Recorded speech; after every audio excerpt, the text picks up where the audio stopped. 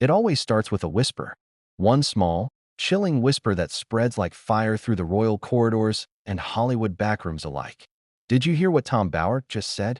It was the kind of question that stopped people in their tracks, the kind that sends shivers down spines. Because when Tom Bauer speaks, it isn't gossip. It's revelation. And this time, his revelation might just destroy everything Meghan Markle built. The fame, the glamour, the royal illusion, all of it. Before we continue, please hit the like button, subscribe to the channel, and turn on the notification bell for updates. But the real shock wasn't what he said. It was who he named. Imagine this: a billionaire toy tycoon, a woman desperate for status, and a prince who thought he found love but might have stumbled into a performance. It sounds like a script from a Netflix thriller, doesn't it? Except this isn't fiction. This is Meghan Markle's real-life storm, and it's unraveling faster than anyone expected. Because when Bauer finally dropped Ty Warner's name, a billionaire whose wealth was built on stuffed animals but whose empire was wrapped in secrecy, it set off a wave of whispers across the Atlantic. Ty Warner, the man behind Beanie Babies, a figure so private he hadn't granted interviews for decades, suddenly linked to Meghan Markle? It was enough to make headlines implode. But beneath the surface, behind the glitz and denial, there's a story darker than even Bauer's book dared to tell. So here's the question no one in the palace dares to ask aloud. Was Meghan Markle ever truly in love with Prince Harry? Or was he just the final prize in a game she'd been playing for years? It's a cruel question, but it's the kind that demands to be asked. Because, as Bauer implied, Meghan's rise from a briefcase model to the Duchess of Sussex didn't happen by chance. It happened through a web of connections, carefully crafted introductions, and, if these whispers are true, strategic friendships with men who could offer her more than opportunity. They could offer her transformation. Now, before anyone rolls their eyes, let's make one thing clear. This isn't about shaming ambition.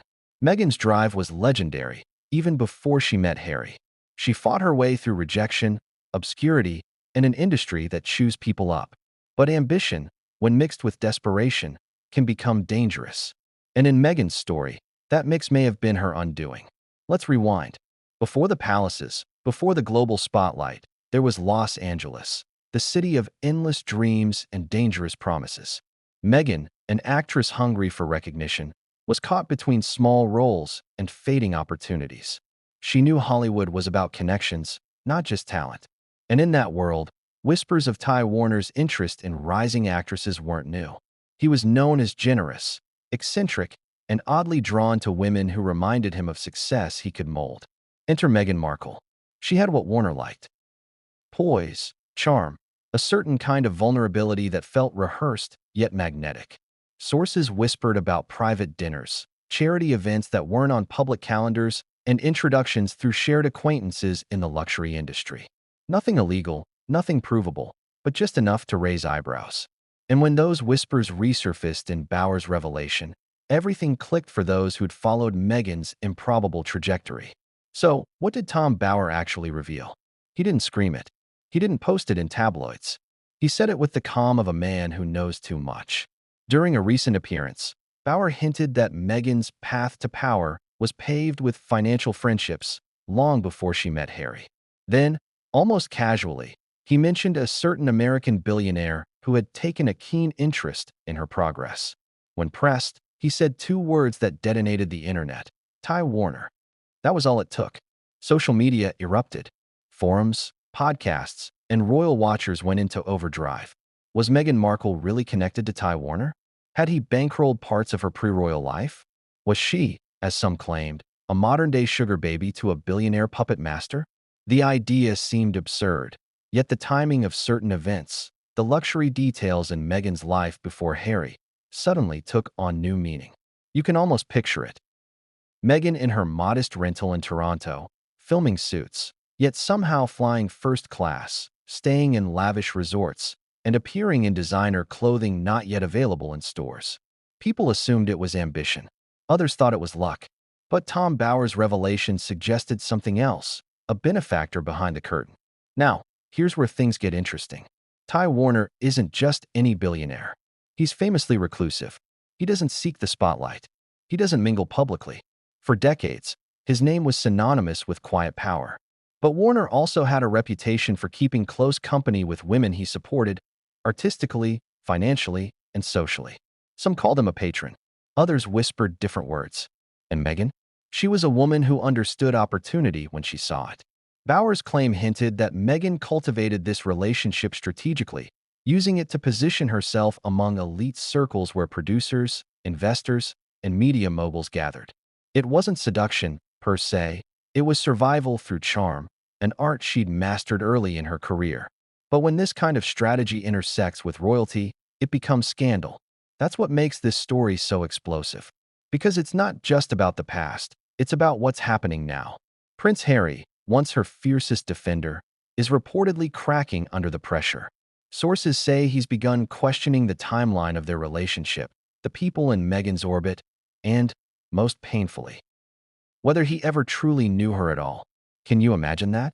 The man who left his entire family, his country, and his legacy for love, now haunted by the possibility that love was a business deal dressed as a fairy tale.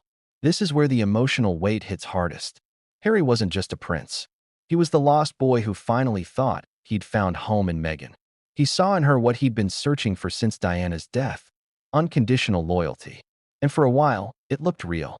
The interviews, the documentaries, the united front against the tabloids, it all played like a love story for the ages.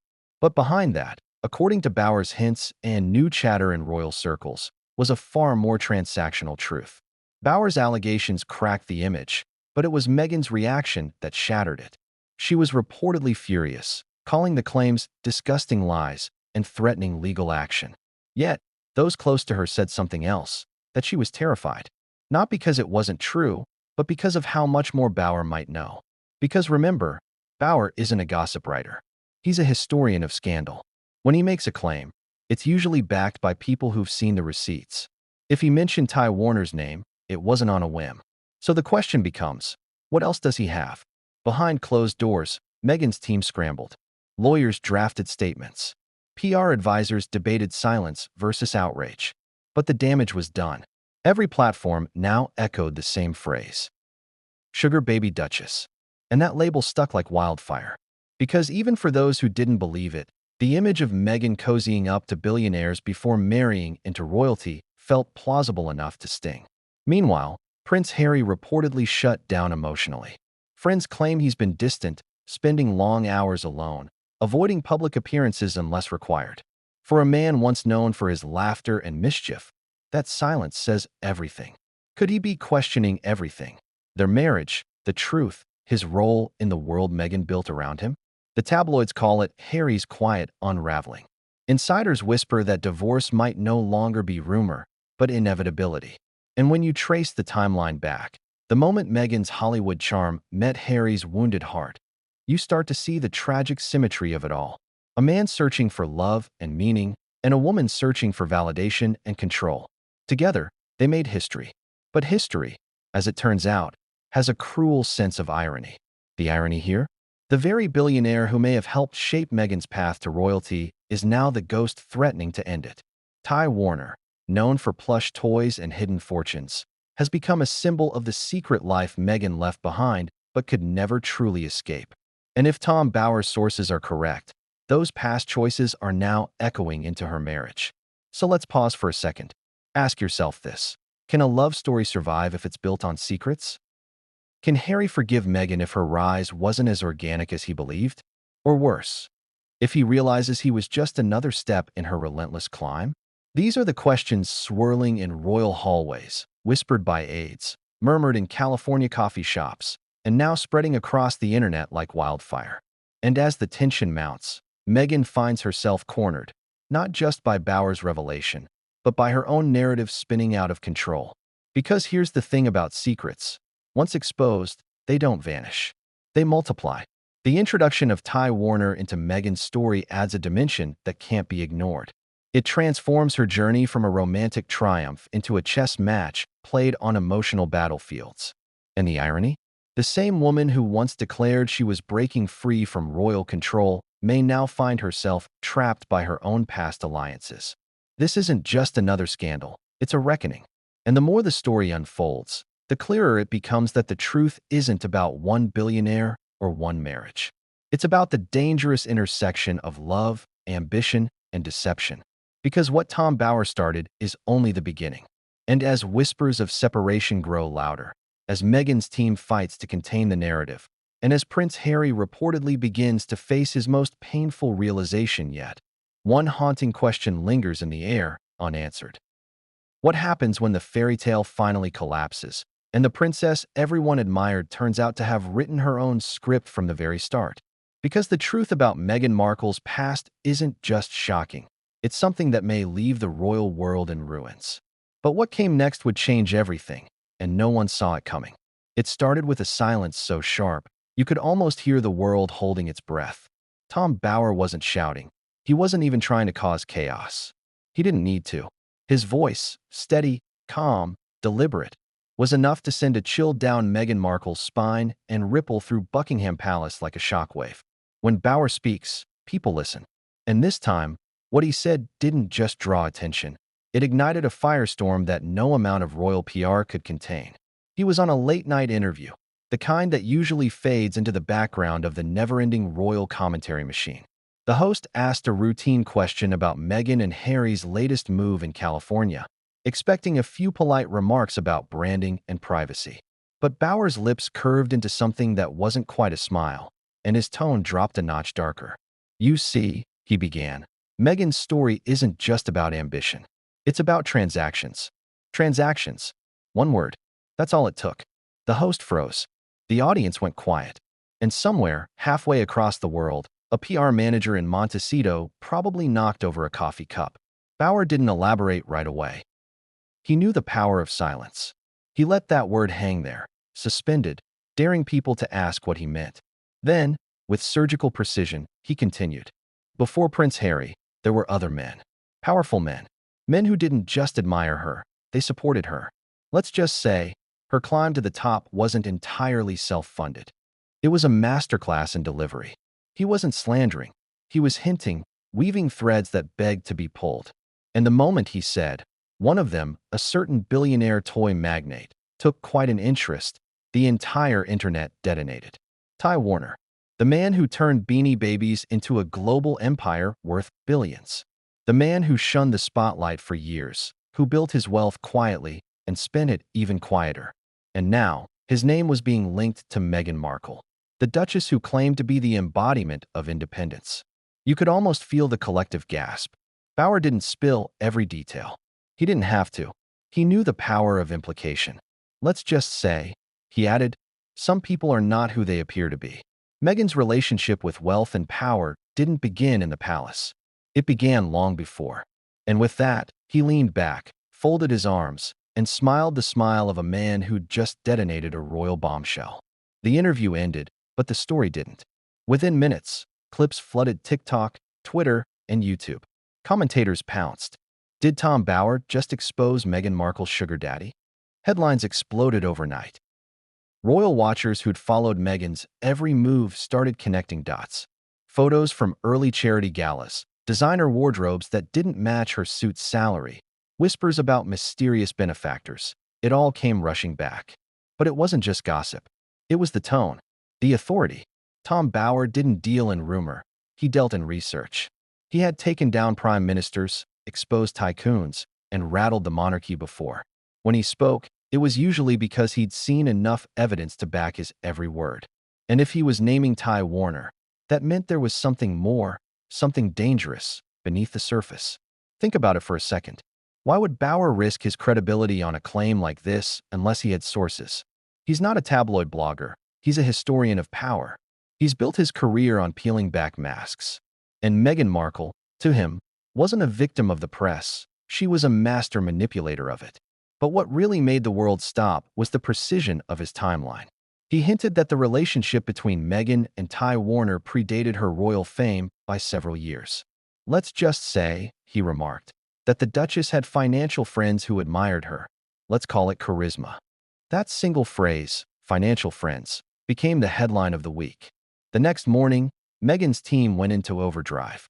Lawyers drafted denials, statements were crafted, and damage control meetings began before sunrise. Yet, behind those closed doors, insiders whispered something darker, that Meghan was shaken in a way she hadn't been since the palace days.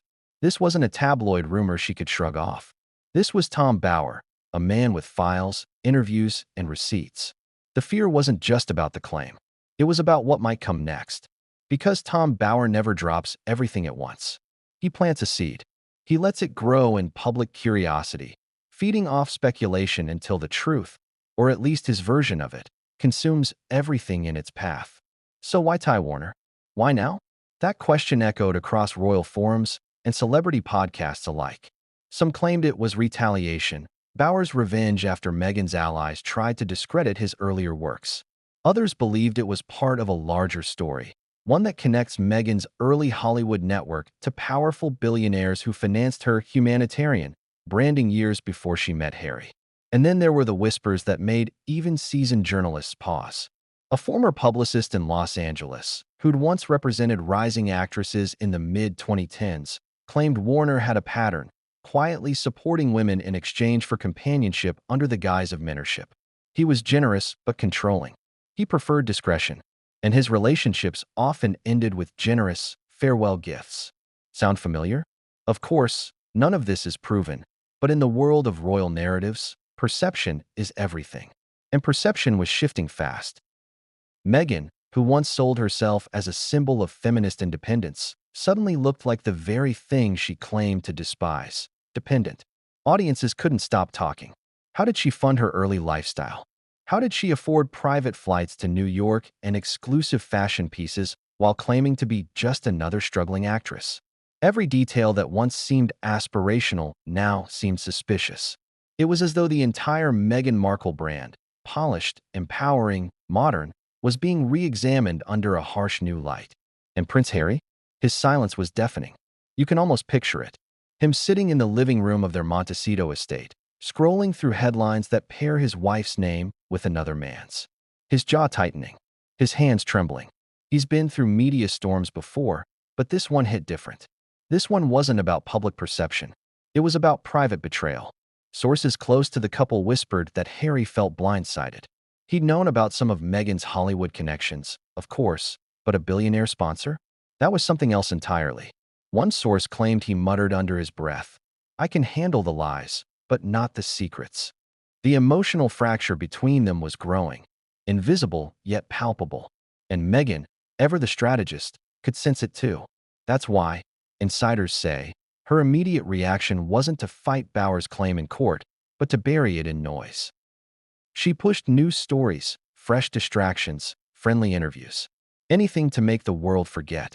But how do you make the world forget when the man exposing you is the same one who once made royals quake in their boots? The irony is almost poetic. Meghan spent years battling the press, positioning herself as its victim. Yet now, it wasn't the tabloids tearing her apart. It was a biographer with a reputation for precision. The kind of man who'd spent his life dismantling myths, one truth at a time. And that's what makes this chapter so devastating. Because the myth he's dismantling isn't just Meghan's. It's the fairy tale that millions believed in. Tom Bower's words have weight. They reshape conversations. They plant questions that linger long after the news cycle fades. And with this revelation, he did something far more damaging than accuse Meghan of being a sugar baby. He made people doubt her narrative. Because once doubt takes root, truth doesn't matter anymore. People start connecting dots that may or may not exist. They start rewatching old interviews, reading body language, revisiting moments they once ignored. Suddenly, every laugh sounds rehearsed, every tear looks strategic, every smile feels like a mask. That's the real power of a bombshell. It doesn't need to prove anything. It just needs to plant the idea. And Bower knew that better than anyone. Meanwhile, the palace, always cautious when it comes to public scandal, reportedly watched from afar. They said nothing, did nothing. But silence can be louder than any statement. Royal aides leaked that the family was not surprised by the revelations. That phrase alone was a dagger. Not surprised. As if they'd known, or suspected, all along. The tabloids called it the echo of vindication. For months, royal loyalists had painted Meghan as manipulative, while her defenders called it racism and misogyny. But Bower's claim gave critics something tangible, something to cling to. And Meghan knew it. She could handle being disliked. She could even handle being lied about. But being doubted? That was her breaking point. Insiders claimed she broke down in tears that night, not out of guilt, but out of fury. Fury that someone dared to challenge her control of the story. Fury that her past, something she thought she'd rewritten, was now clawing its way back into the spotlight. But Tom Bauer wasn't done. Because what came next wasn't just a name drop, it was evidence.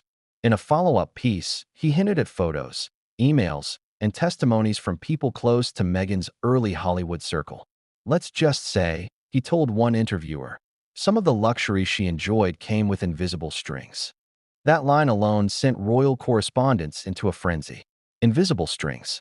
The image was haunting. A woman climbing higher and higher, unaware, or perhaps unwilling to admit, that the very rope she used to ascend was tied around her neck. The higher she went, the tighter it pulled. By the end of that week, Meghan's image had shifted from glamorous duchess to possible manipulator. And no amount of glossy interviews could repair that overnight. But perhaps the cruelest twist was yet to come. Because while Meghan's camp fought to extinguish the fire, Prince Harry was making quiet inquiries of his own. Private calls, confidential meetings, questions no husband ever wants to ask. And as he began to uncover what Bauer might have meant by transactions, the illusion of trust between them began to fracture, one piece at a time. Because what if Tom Bauer was right? What if the love story that captivated the world wasn't a fairy tale, but a well-timed transaction? And what if the man who gave up his crown for love was finally realizing that love might have been the cost all along? Whatever the truth was, one thing became clear. Tom Bauer had opened a door that couldn't be closed. And once Prince Harry stepped through it, there would be no turning back. Because what he discovered next wouldn't just test his marriage, it would test everything he believed about Meghan Markle herself. And that's when the real story began to unfold. But what Harry found out next would make Tom Bauer's bombshell look like child's play, and it would leave even the palace speechless. Who exactly is Ty Warner, and how did his name become entangled with Meghan Markle's? That's the question burning through every corner of social media, royal chat forums, and late-night television panels. Because this isn't just another billionaire gossip piece. This is about a man who built an empire out of plush toys, disappeared from public life, and now, decades later, finds himself at the center of one of the most sensational royal storms of the decade. Let's start with the man himself. Ty Warner, the enigmatic genius behind Beanie Babies, is one of those figures who thrives on mystery. He's a billionaire recluse who shuns interviews, rarely appears in public, and owns some of the most luxurious properties in America. His net worth, estimated to be over $3 billion, comes not only from the toy craze of the 1990s, but from an empire of hotels, estates, and hidden investments. He's the kind of man who can buy anything and anyone without leaving fingerprints behind. So, when Tom Bauer casually dropped Warner's name in connection with Meghan Markle, the world gasped for a reason. It didn't make sense at first. What could possibly link a toy billionaire in his 70s to a former actress turned duchess? But that's the thing about Meghan's world. Nothing ever makes sense until it suddenly does. Bauer hinted that the connection went back to Meghan's early Hollywood days, when she was still hustling for minor roles and attending exclusive networking events. She was ambitious, driven, and always perfectly dressed. Too perfectly, some would say, for an actress living off bit-part paychecks. There were whispers back then, rumors that she had a silent benefactor, someone who helped fund her lavish lifestyle and smooth her path into elite social circles. Could that benefactor have been Ty Warner? Warner's world is one few ever glimpse. He's not a man you bump into at a charity gala or spot dining at Beverly Hills hotspots. He moves quietly, through private jets, off-book donations, and invitation-only gatherings hosted by people with the kind of money that bends reality. The circles he moves in are exclusive: Hollywood moguls, European aristocrats, political insiders. And according to Bauer, Meghan found her way into that orbit at a time when she needed it most. There's a story, half rumor, half legend, about a small charity event in 2014 held in Malibu. It wasn't publicized, and only a handful of celebrities were invited. Ty Warner was one of the sponsors, donating an eye-watering sum for children's hospitals. Among the attendees, a rising TV actress named Meghan Markle. The two reportedly spoke for a long time that evening. Witnesses say Warner was intrigued by her intelligence and composure. Meghan, as always, made an impression. Did something begin there? No one knows for sure, but the timeline that followed is hard to ignore.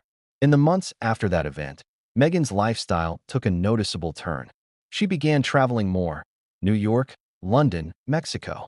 Her wardrobe shifted from budget brands to designer labels.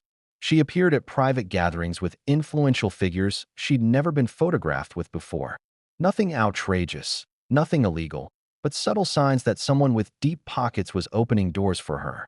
And that's exactly the kind of pattern Tom Bower loves to expose. He claimed that Warner and Meghan maintained a mentorship of sorts: occasional meetings, financial support under the guise of charity collaborations, and a growing friendship that extended beyond professional courtesy. Warner, known for his generosity toward women he admired, allegedly took an interest in helping Meghan reach her full potential. But when people like Warner help, they never help for free. This wasn't romance. It wasn't love. It was an arrangement, a symbiotic exchange of charm for opportunity, access for influence.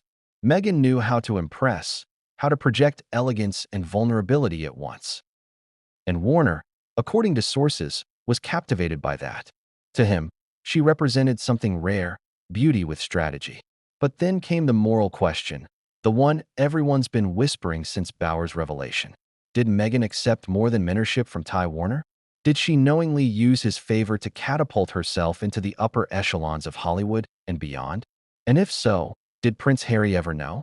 Because if he didn't, if he found out through Tom Bower's interview rather than from Meghan herself, then this isn't just about scandal.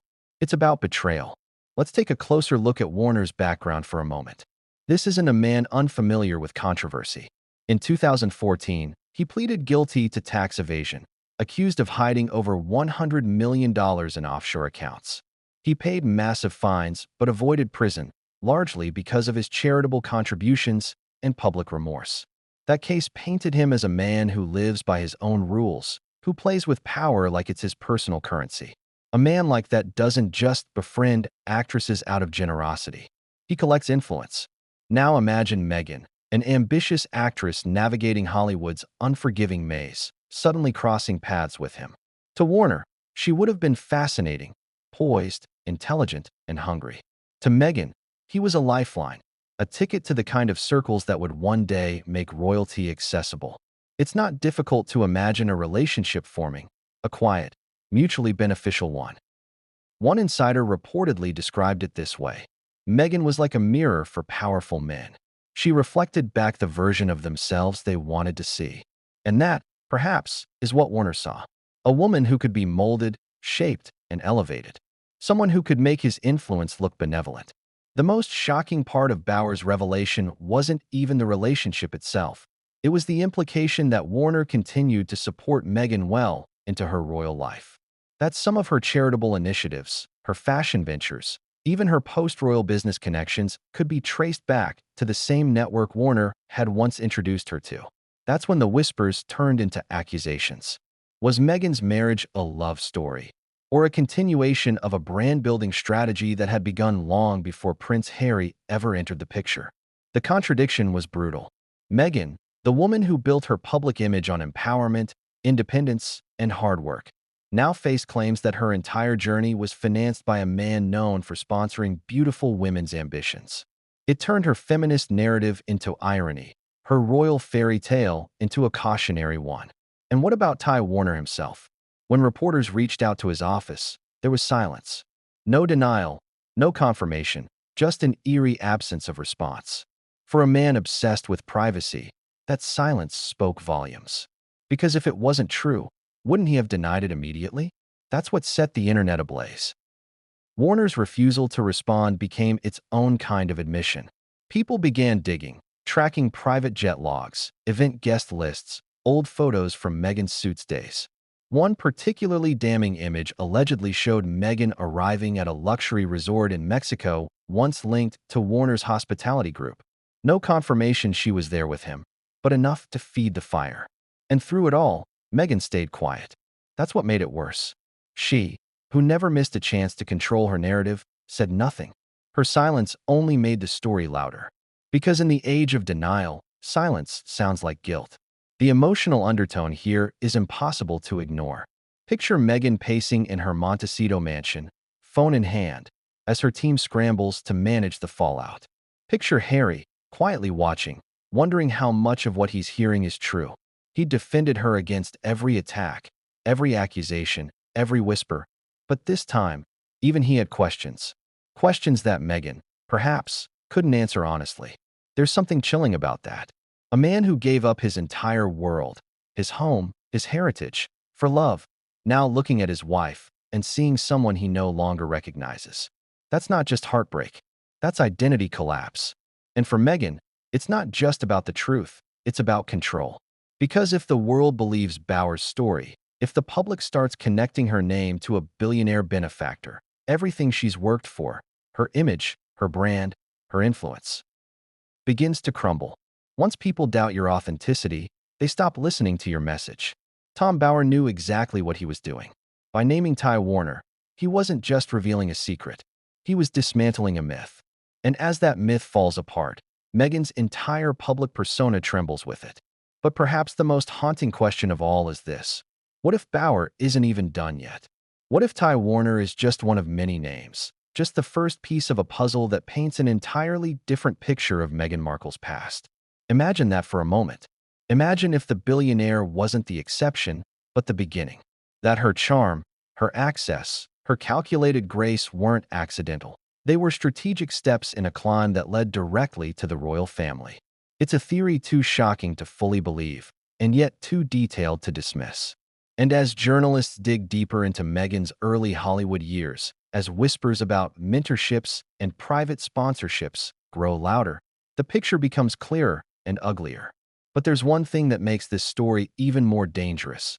Ty Warner isn't just rich. He's connected. The kind of connected that crosses borders, industries, and governments. If Meghan's past with him runs deeper than mentorship, it means she's carrying secrets that reach into some of the world's most powerful networks. And that could explain why the royal family seems so careful, so cautious, when it comes to confronting her. Maybe it's not fear of scandal. Maybe it's fear of exposure. Whatever the case, Meghan's world is closing in. The walls that once protected her are starting to crack, and the man she built her life around, Prince Harry, is beginning to see the fractures for himself. Because when the name Ty Warner entered this story, it didn't just open a door into Meghan's past. It opened a Pandora's box that even the royals might not be ready for. And the truth inside that box?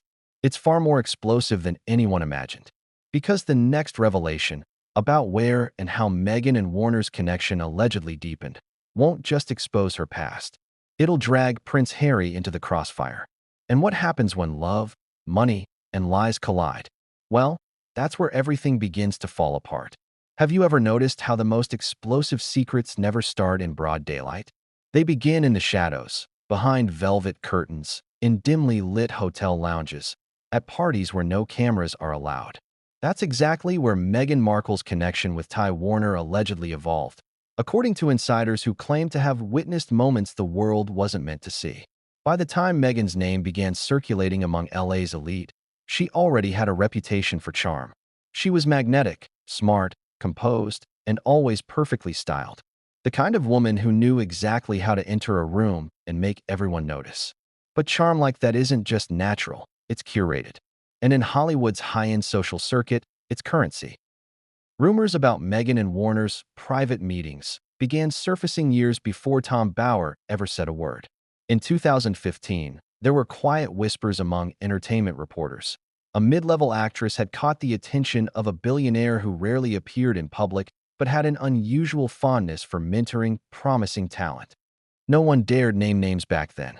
But with Bauer's bombshell, the puzzle pieces are finally starting to fit together. Picture this scene. A secluded restaurant in Santa Barbara, just a few hours north of Los Angeles. Elegant but discreet. The kind of place where no one dares take photos. Warner, who was known for staying away from Hollywood gossip, occasionally dined there with people who intrigued him. Artists, philanthropists, people he considered projects. According to one former staff member, there was one woman who stood out among them. She wasn't famous then, the source said, but she carried herself like she would be one day. Her name? Meghan Markle. The first meeting, insiders claim, wasn't romantic. It was strategic. Meghan was there with a mutual acquaintance, someone who worked in luxury PR and had connections to Warner's philanthropic ventures. The conversation was light at first, polite. But as the evening wore on, Meghan impressed Warner with her ambition, her ability to speak intelligently about charity, branding, and media narratives. To a man obsessed with image and control, she was fascinating. That night allegedly sparked a friendship, a professional relationship cloaked in mystery. Meghan began attending more private events connected to Warner's business and charity world. There were hotel openings, benefit dinners, and invite-only retreats. Each time, she was impeccably dressed, always near influential figures, but never directly photographed with them. Coincidence? Maybe. But as one insider put it, Meghan never went anywhere without a reason. Here's where things get interesting. Around that same time, Meghan began posting more polished lifestyle content on her now-defunct blog, The Tig. Her tone shifted, less aspiring actress, more seasoned tastemaker. She featured luxury travel, fine dining, and expensive fashion, things far beyond what a TV actress with a modest salary could easily afford. Fans chalked it up to sponsorships or brand deals, but others suspected something else, a quiet benefactor. The more Tom Bower's claim circulates, the more those years make sense in hindsight. According to Bower, Warner's interest wasn't just personal curiosity.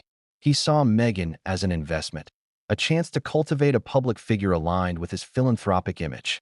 He had funded actresses before, but Meghan's drive was different. She wasn't content with small roles or socialite circles. She wanted power, and she was patient enough to get it. If the whispers are true, some of their meetings took place in private hotel suites owned by Warner's hospitality company, the same company that owns some of the most exclusive resorts in California and Mexico. Insiders say Meghan would arrive discreetly, never with staff, never with friends. Sometimes she'd stay an hour, sometimes overnight. No security detail, no photos, no receipts. The kind of secrecy that screams more than it conceals. Skeptics argue this could all be coincidence, exaggeration twisted into scandal. But here's where the timeline grows suspicious. Every time Meghan was spotted at one of these properties, her career took a noticeable leap forward soon after. A new connection, a new opportunity, a sudden invitation to an elite gala or charity dinner. She wasn't just lucky, she was being positioned. Ask yourself, how does a mid-tier TV actress suddenly appear at Fashion Week, seated near editors and CEOs? How does she go from Canadian sitcoms to mingling with billionaires and diplomats within a year? In Hollywood, those leaps don't happen without help. And then there's the story of the Aspen Summit, a private business retreat attended by top entrepreneurs and philanthropists, hosted by one of Warner's close associates. Meghan wasn't on the guest list, yet somehow she appeared. No record of her being invited.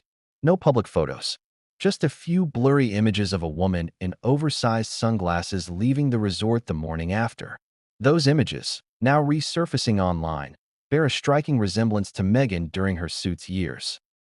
When confronted with these rumors, Meghan's team has always remained silent.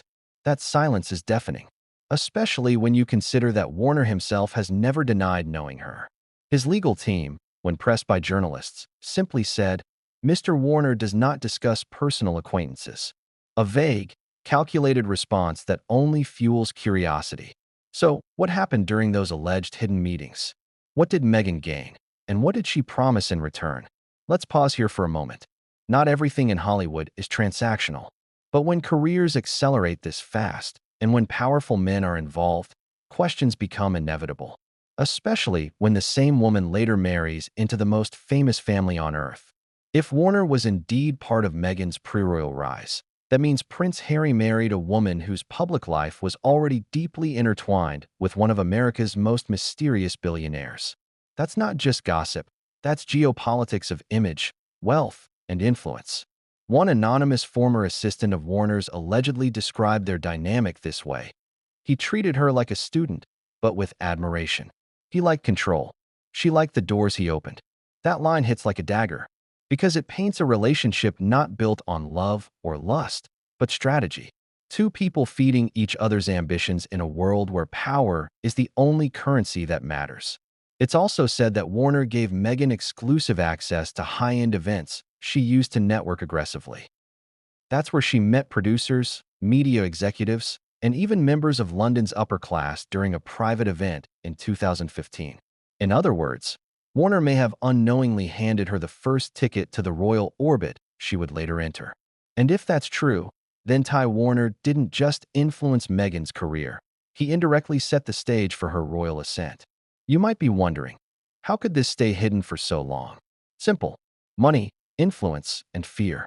The people who attend these circles value discretion above all else.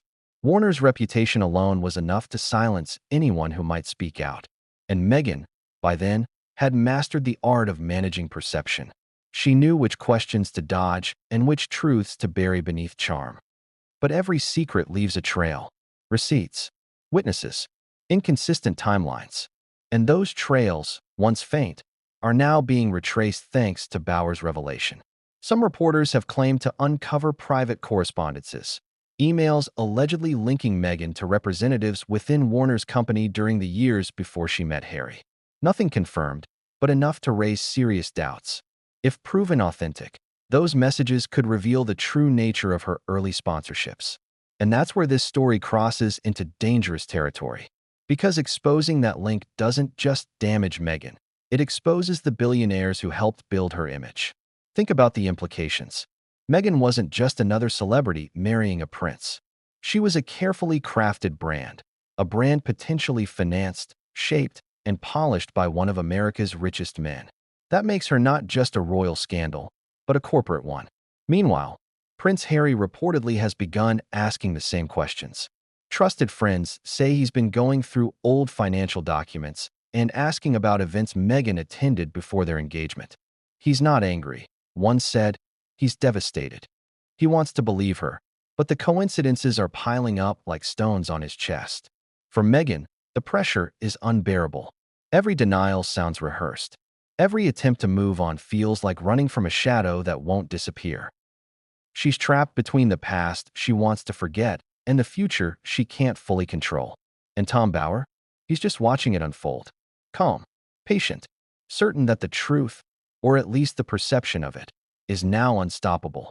Once a story like this enters public consciousness, it never truly fades. It morphs, it twists, it grows. Because people don't forget whispers like this, especially when they involve power, sex, and money, the holy trinity of scandal. The alleged meetings between Meghan and Ty Warner have become the cornerstone of a new narrative. A darker one that challenges everything she's claimed about her independence and self-made success. And if more evidence surfaces, if one photo, one message, one hotel record is confirmed, it could destroy the royal brand she's been trying so desperately to preserve. Because at the heart of this story lies a question that refuses to die. What if the Duchess never stopped being the actress, and the entire royal saga was just the biggest role of her life? Whatever the truth, one thing's for sure. Those secret meetings didn't end in California. They set something far bigger in motion. Something even Prince Harry couldn't see coming. And when he finally discovered what really happened behind closed doors, his entire world turned upside down. Because the next revelation wasn't about Ty Warner. It was about what Meghan allegedly did after those meetings ended. And the fallout from that discovery would push her marriage to the edge. What happens when whispers turn into headlines? When speculation becomes accusation? When a carefully built public image, polished, philanthropic, and picture-perfect, suddenly cracks under the weight of words no duchess ever once attached to her name. Sugar baby. Two words that changed everything. It began subtly. A few gossip blogs tossed it out there after Tom Bauer's bombshell, half joking, half testing the waters.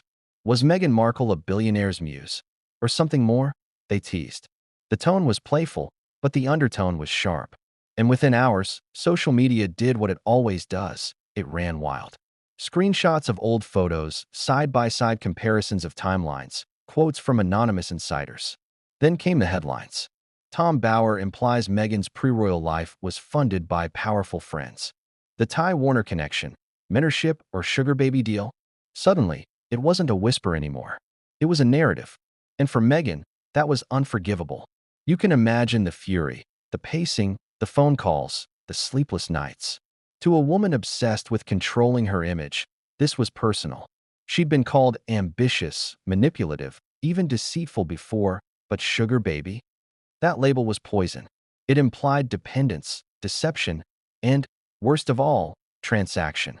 It wasn't just an attack on her past. It was an assault on the very foundation of her self-made identity. But the problem was, the timing lined up a little too neatly. Let's trace it. Between 2014 and 2016, Meghan's career was plateauing. Suits was steady but not explosive. She was respected, not famous. Yet somehow, she was living a life that didn't match her earnings. First-class flights, designer wardrobes, luxury accommodations in places like Mexico, London, and New York. The math didn't add up. Her annual income from acting couldn't sustain that lifestyle, not even close. But it didn't have to, if someone else was footing the bill. That's where Ty Warner comes in. According to Bauer's hints and insiders' claims, Warner's mentorship extended beyond casual guidance. It came with perks, financial ones, access to exclusive properties, personal allowances disguised as charitable collaborations. The kind of relationship where favors flowed in both directions, quietly and efficiently. The press called it sponsorship. The internet called it something else. And here's where the story deepens. One entertainment journalist who'd covered Meghan's early career claimed she was often bankrolled by a wealthy older man with strong ties to luxury brands. He didn't name Warner directly, but now, with hindsight, the clues fit too perfectly to ignore.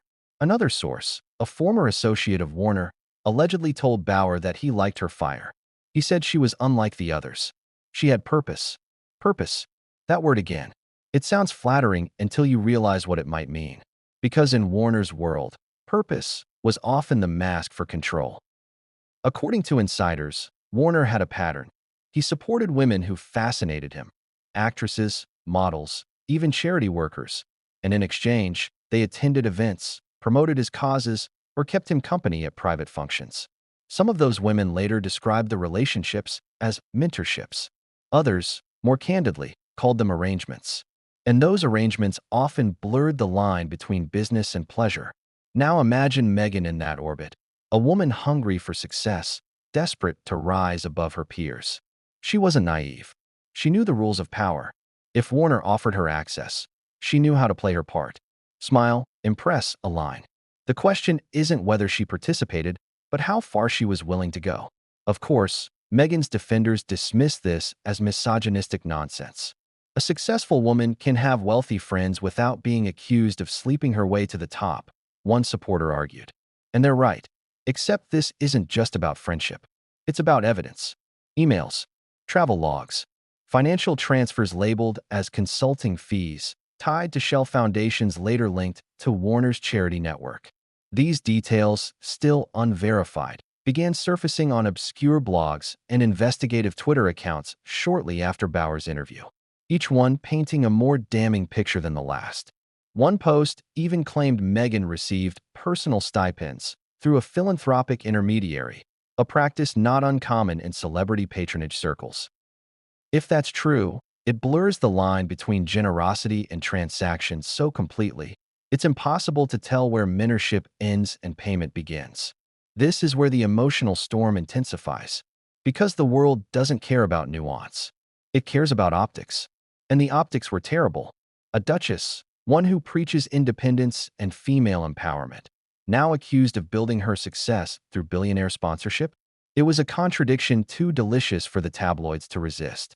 And then came the final blow, a leaked message, allegedly from one of Warner's aides, referring to Meghan as the actress in context of scheduling private visits. The message wasn't damning by itself, but paired with the rumors, it painted a vivid picture. Suddenly, the internet filled in the blanks. The phrase "sugar baby" wasn't a joke anymore. It was a verdict. Meghan's response? Silence, at least publicly. But privately, sources close to her claim she was livid. One former staffer said she was shaking, not because of the accusation, but because she couldn't control it. That's what drove her mad, the loss of narrative. For years, she had crafted her story meticulously. The underdog turned duchess, the survivor of the British press, the voice of the voiceless.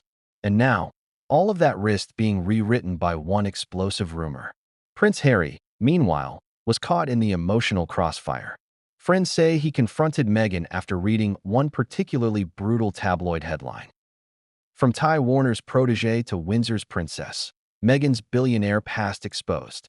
He demanded answers, but her responses only deepened his confusion. She told him people were trying to destroy her, one source said, that he shouldn't believe any of it. But she never outright denied the connection. That silence, those half-truths, haunted him, because for the first time, Harry began questioning the foundation of everything he'd sacrificed.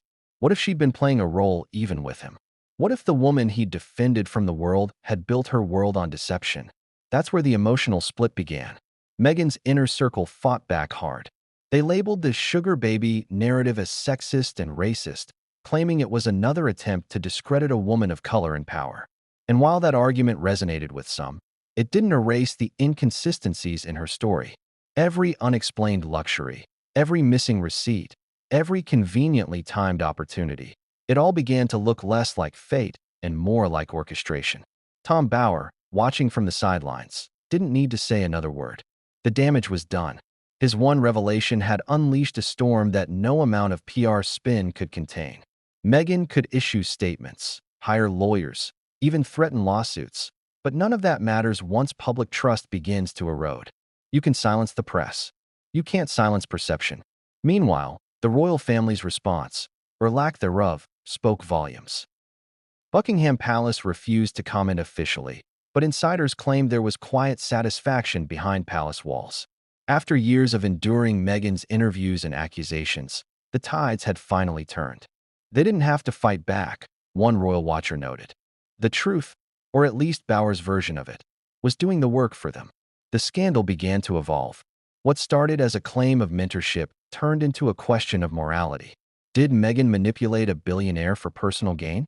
Did she sell a version of herself to ascend into power? Or was she simply a victim of the elite world's obsession with control? Each interpretation told a different story, but all led to the same uncomfortable conclusion. Her past wasn't as innocent as she'd claimed. For Meghan, every new article felt like a personal assault. Every headline chipped away at the carefully constructed empire she'd built.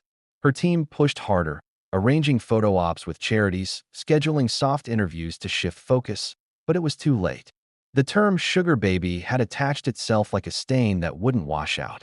And just when the story seemed to settle into chaos, a new rumor surfaced, one that would make even Bower's revelation look tame. According to a source close to Warner's former business partner, there existed recorded communications between Meghan and Warner discussing logistics for travel and confidentiality. The claim was shocking, unverified, but believable enough to send reporters into a frenzy. If those recordings exist, they could prove that Meghan's connection to Warner wasn't just social, it was financial. And if that's true, then Prince Harry's entire marriage could collapse under the weight of deceit.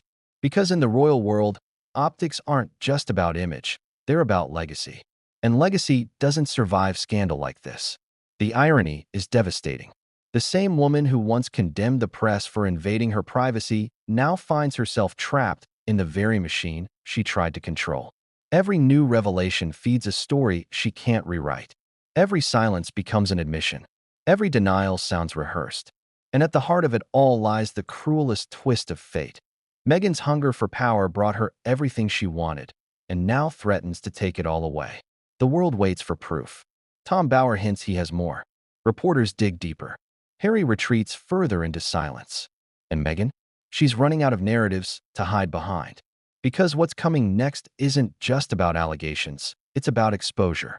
And when the truth about those private arrangements begins to unravel, it won't just destroy her public image. It'll destroy her marriage. Because what Prince Harry's about to uncover in the next chapter, about that night, that call, that message, will change everything.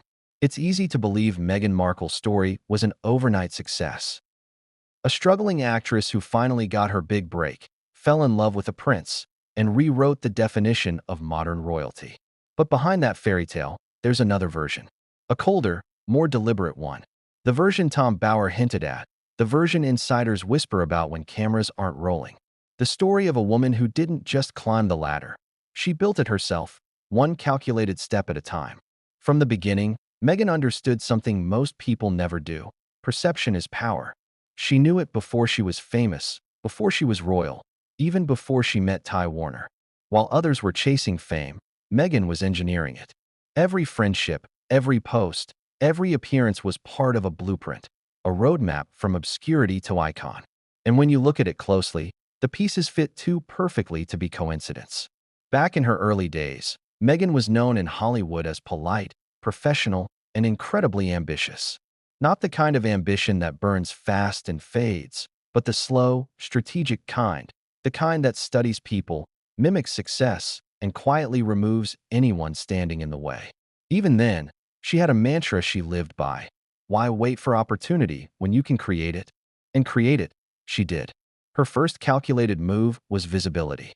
She wasn't landing big roles, but she made herself known at every industry event she could get into: film festivals, charity galas, brand launches. While others partied, she networked.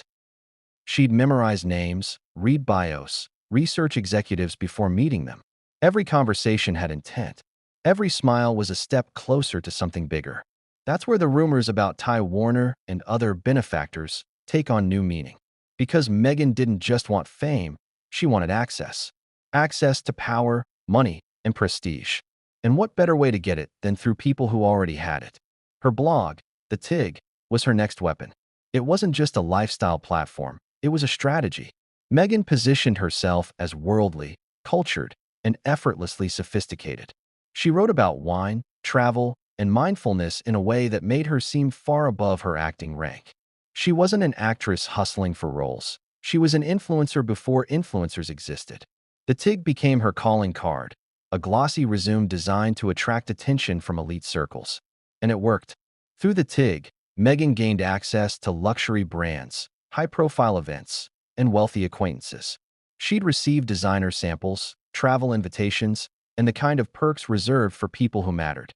Yet behind the curated posts of sunsets and champagne, there was something else: intent. Every feature, every collaboration, every photo was crafted to tell the world, "I belong here." And that was Meghan's superpower: belonging. She could walk into any room and make people believe she was meant to be there. She mirrored energy flawlessly, read people with unnerving precision, and adjusted her tone, her vocabulary, even her laughter to fit the moment. She wasn't pretending, she was adapting, like a chameleon in couture. But adaptation has a cost. The more Meghan built her persona, the less room there was for authenticity. Her friends noticed it first: the quiet distancing, the selective ghosting. Old connections that didn't align with her new image began to fade away. It wasn't cruelty, it was pruning. She didn't burn bridges, one former acquaintance said. She just stopped maintaining them. To Meghan, every relationship was either an elevator or an anchor, and she was done being weighed down. Then came the big leap: London. By the time she met Prince Harry, Meghan had already cultivated the perfect version of herself for that world. Polished but relatable, worldly but not intimidating, ambitious but packaged as compassionate.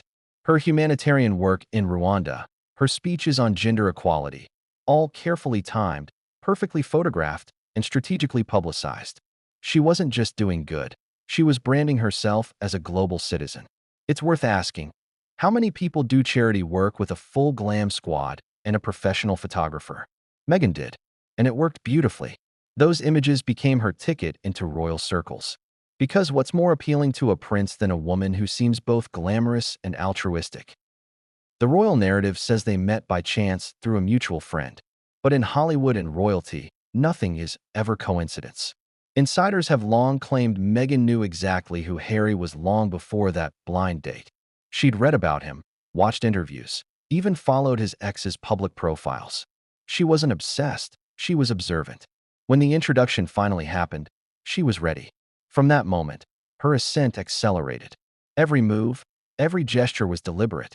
When the press called her a commoner, she leaned into it, turning vulnerability into relatability. When critics mocked her ambition, she reframed it as resilience. She flipped every insult into an asset. That's not luck, that's strategy. And while Harry fell for her charm, the palace saw something else: a force they couldn't control. The royal family had seen ambitious women before, but not like Meghan. She didn't want to blend in. She wanted to redefine. From her wardrobe choices to her public speeches, she tested boundaries. Every headline she generated, even negative ones, fed her brand. Controversy became currency, and soon, she was the most talked about woman in the world. But fame built on control requires constant upkeep, and cracks were beginning to show. When Meghan joined the royal family, she entered an institution where every move is documented, every interaction dissected.